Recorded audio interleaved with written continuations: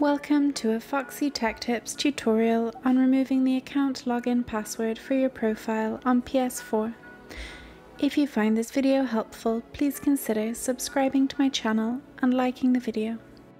From the dashboard of PS4, go up to the control panel and swipe to the right until you get to Settings and open them. In Settings, select Login Settings.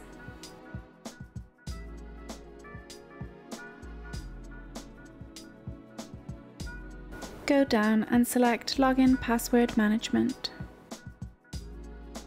Now select Delete Login Password.